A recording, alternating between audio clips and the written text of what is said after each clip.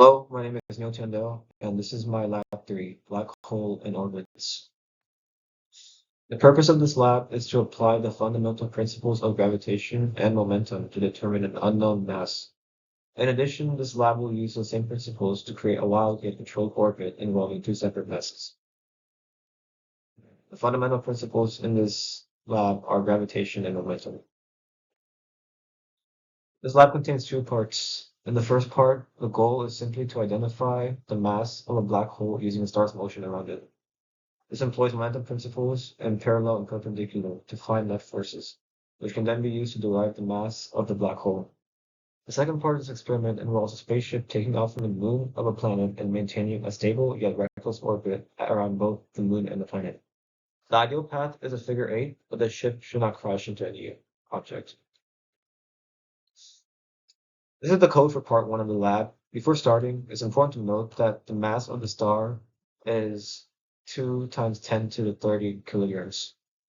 To begin, I first computed the initial and final momentum of the stars in its orbit by multiplying the mass of the star by the initial and final velocities respectively. Then I calculated the change in velocity and momentum using those values. Next, I calculated F net for the stars, which is the change in momentum over the change in time. Next, I calculated the star's parallel net force, which I then used to get the perpendicular net force by subtracting it from the total net force. This was done to get the arrow vectors for the simulation. Lastly, I calculated the mass of the planet by rearranging the universal gravitation formula. I also added arrows to indicate direction and magnitude of momentum at any point. Lastly, I found all the averages of all masses calculated in the iteration. As a result of the previous code, it was found that the average mass of the black hole from all iterations was approximately 1.945 times 10 to the 34 kilograms, which is an appropriate mass because it is greater than the mass of the star, hence why the star orbits the black hole. Also, the purple and blue arrows represent parallel and perpendicular net forces respectively, while the orange arrow indicates the direction and magnitude of the total net force. Moving on to part 2 of this lab, this is the code used to simulate a stable orbit of the spaceship around the planet on its orbiting moon. To begin, the net force on the moon was calculated by calculating the forces of gravity on the moon by both the ship and the planet. The same process was used to calculate the net force on the ship by both the planet and the moon. After this was done, both the velocities and positions of the moon and the ship were updated accordingly in each iteration.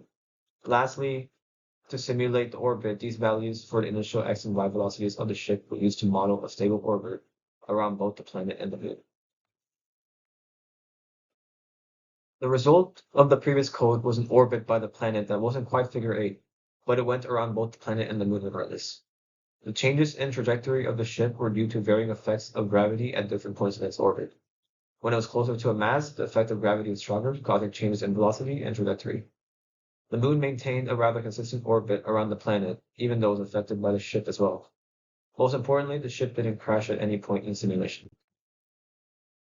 In this lab, there was no real data to compare the findings to, so the common findings from each part were that the larger mass was doing more to the system than vice versa, and the net forces are greater as the matches approach each other.